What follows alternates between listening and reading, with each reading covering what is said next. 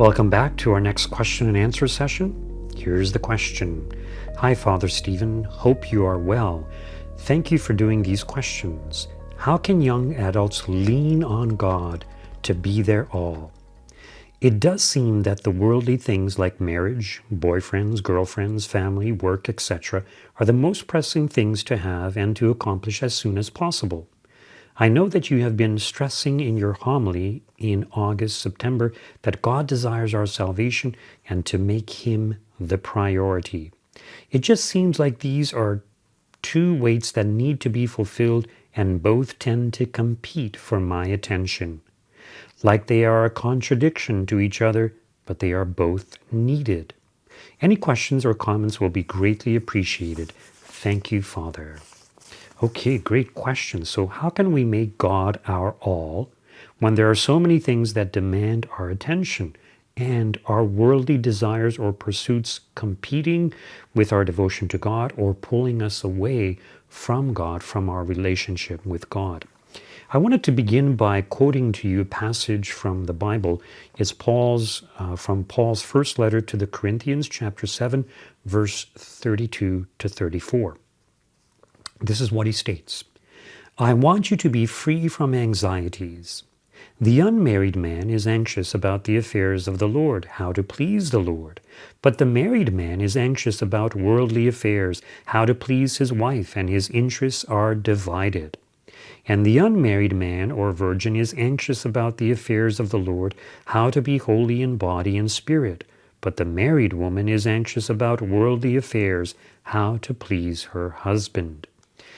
Now, it does go on to say that those whose passions are strong do well to marry. And he says that even those who are able to control their passions, so in other words, their passions or their desires for sexual intimacy aren't that strong, they do no wrong if they marry. So he's not saying that everybody needs to be single so that they can dedicate their lives to the Lord, but he does point out that yes, if you're married, if you have a family, it does make it harder for you to serve the Lord. Your mind, your heart cannot be as focused on the Lord as for someone who is single. But that doesn't mean that you cannot have a good relationship with God. It doesn't mean that you cannot serve God as a married person. So not everyone is called to be a priest or a religious brother or sister, and not everyone is called to be single. There are many people who are single, and there's nothing wrong with that. In many ways, it's a vocation, and in many ways, it's, they are able to do more things that people who are married, who have family ties and obligations, are not able to do simply because they're so busy with their family. So some people are simply called to be married, and that's their vocation. And it's important that we realize that the vocation that we are called to is the one that is best for us. There have been some individuals who felt a calling to the priesthood or to the religious life, and they tried their vocation, but then they realized it wasn't really what God was calling them to. So they discerned while they were already in the process of becoming a religious brother or sister, or even in the process of having entered the seminary. And so they left that calling. So sometimes we can be mistaken about what we are called to. Once we are in our vocation to such an extent that we cannot, withdraw. In other words, once you get married, well, that's your vocation, for better or for worse. Once you become a priest, that's your vocation, even if persecution should all of a sudden erupt and you are severely hunted down and they want to kill you. So you have to persevere as a priest and to accept that situation.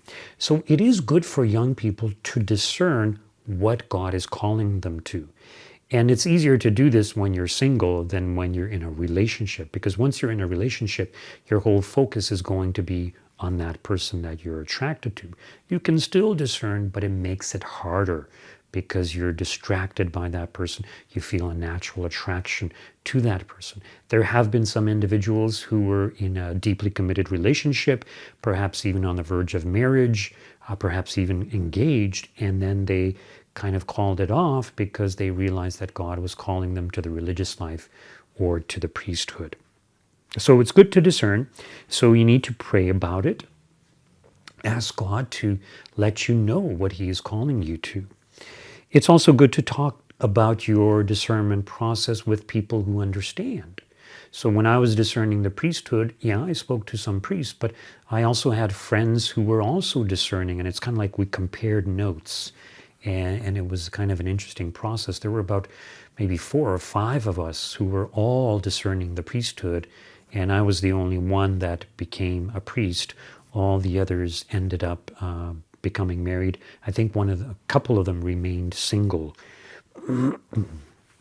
And when we ask God to help us to discern, we should also look for signs. In other words, God speaks to us through the people in our lives, but He also speaks to us through signs, things that point to the fact that, yes, God seems to be calling me to this or to that. And just because there are certain signs or people encouraging you to become a priest or a religious doesn't necessarily mean that God is calling you to that. So you still need to pray about it. You still need to discern it. The most important thing in this discernment process, I think, is trusting God's will for you. Because sometimes when people feel a calling to the priesthood, there's, for example, something that I can relate to because I went through that process. There's a kind of hesitancy. So for me, I very much like the idea of getting married, of having a wife, having a family. And it's something that I had to sacrifice to give up. So it wasn't easy for me to do that. And initially my objection to the priesthood was, well, no, I like the idea of getting married. I wanted to get married. But then it changed, and then the priesthood appealed to me, and so did marriage. And so it's like one day I wanted to be a priest, the next day I wanted to get married, and I would go back and forth. And it was only when I really surrendered my life to God and fully trusted God, I had a kind of revelation, you could say, that God was calling me to the priesthood.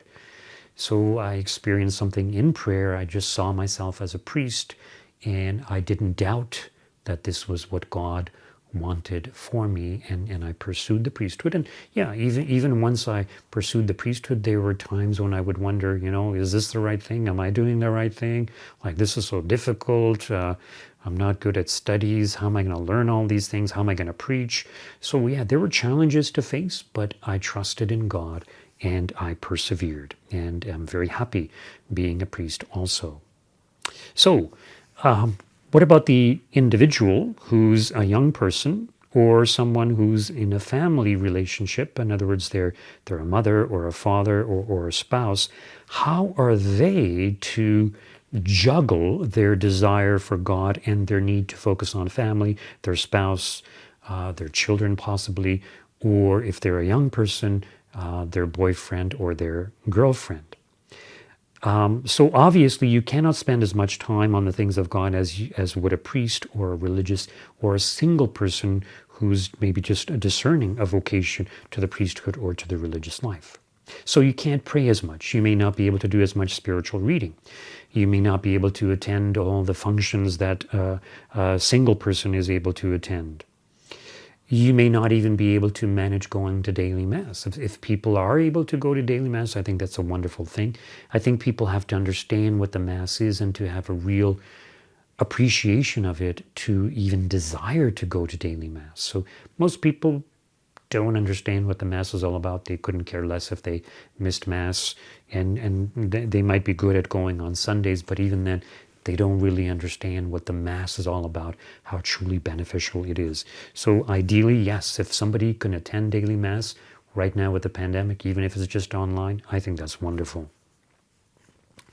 Now, one thing to keep in mind is that the vocation that you are called to, that God calls you to, this is getting back to trusting in God, that vocation is the one that is most conducive to your present happiness. And that vocation is also the vocation that will enable you to be the most capable of getting to heaven and having a high degree of glory in heaven. So objectively speaking, yes, as St. Paul points out, being single or being dedicated to the Lord is objectively better, but subjectively. In other words, what is the best thing for you? In other words, if God is calling you to marriage, that is the best thing for you. If God is calling you to be single, that is the best thing for you. If God is calling you to be a religious or a priest, that is the best thing for you for the present and for all eternity. And it's important that we keep that in mind, and that can help us to trust in God.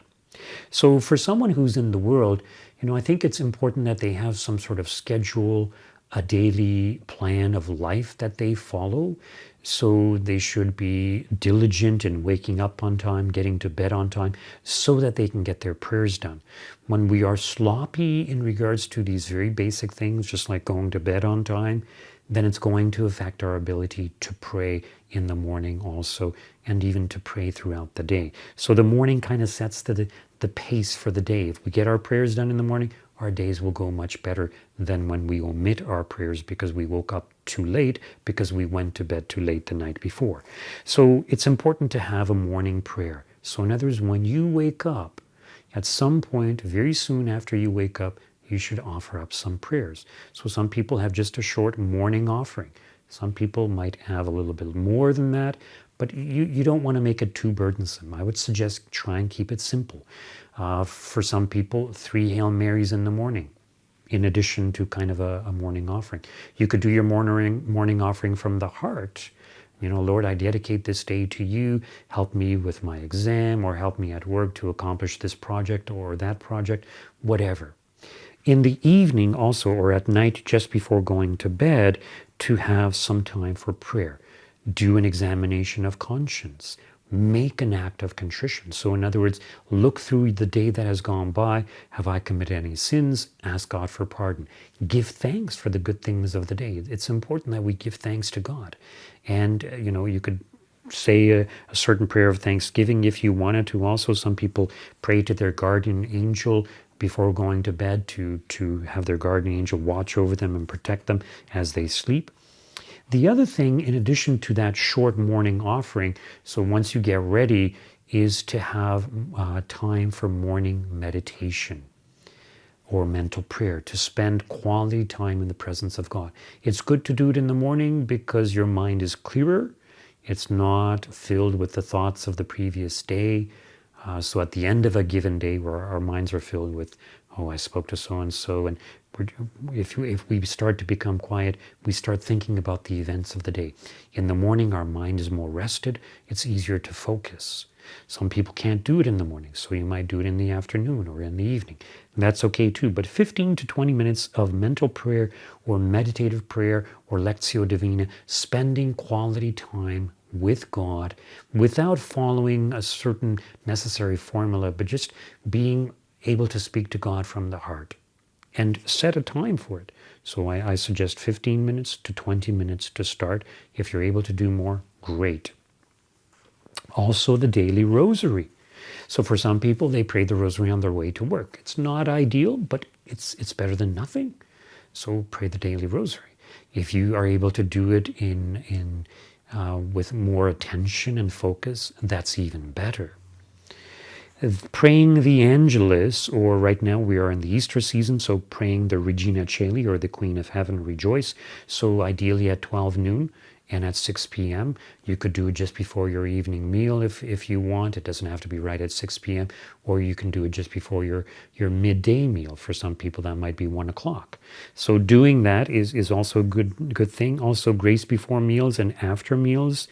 Sometimes I neglect my grace after meals just because I'm busy and I'm rushed, but it's good to do that.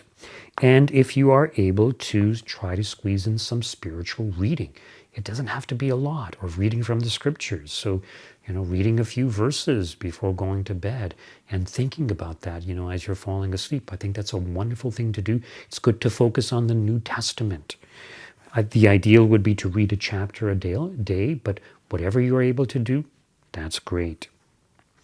Now, doing all these things on our own can be challenging unless you're a well-disciplined person. So the ideal is that you do it with your family, or let's say your boyfriend and girlfriend, to do it with your significant other. So in other words, incorporate your prayer life into your relationship.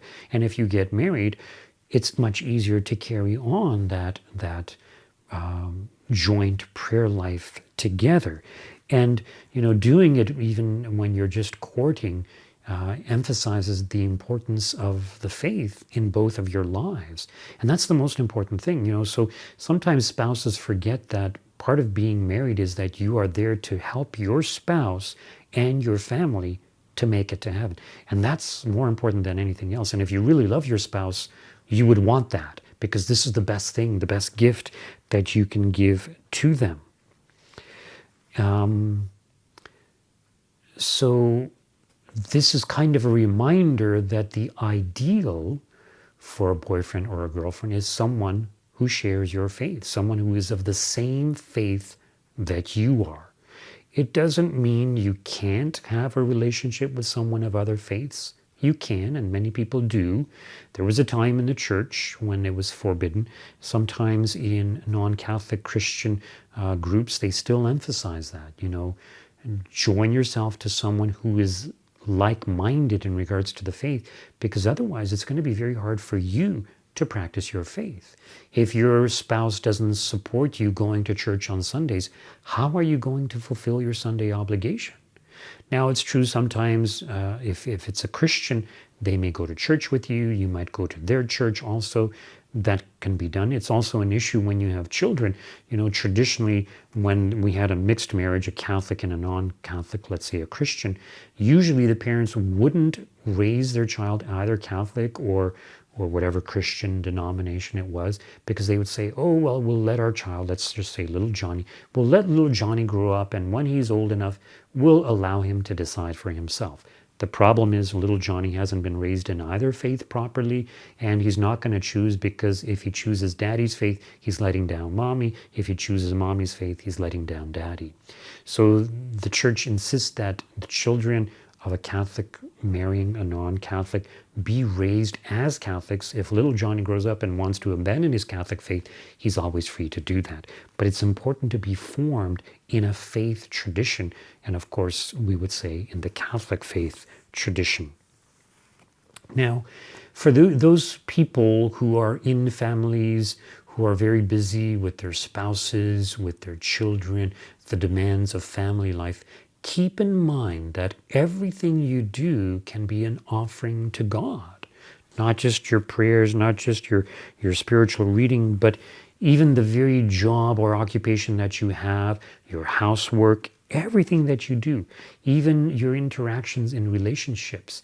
In other words, we are called to be exemplary Christians, to spread the goodness of God to those around us, and to make an offering of everything that we do to God.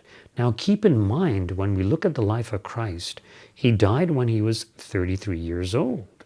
His public ministry was only the last 3 years of his life. What was he doing for 30 years? It was his hidden life. He was living a domestic life, same as Joseph and Mary, who are, by the way, the greatest saints. What were they doing? Were they able to focus on God? Were they able to juggle the demands of family life and their prayer life? Yes, they were. Okay, so yes, they had a son who was very cooperative, but imagine St. Joseph, he was the head of the family. He's the one who would have led the prayers, even though he wasn't the most worthy of leading the prayers. In other words, Jesus was more worthy, the Blessed Virgin Mary was more worthy, but they had a prayer life. They probably studied scripture together, which I also recommend for families. They went to the synagogue together. They observed the religious customs, the festivals. Also, they would travel to Jerusalem a couple of times a year, as was required by the Jewish law. So in other words, they are our example and our model, especially if you are a family person. So it can be done. You can become a saint even though you're married and have a very busy, very demanding life with all of the demands placed upon you. So thank you so much for that fantastic question. And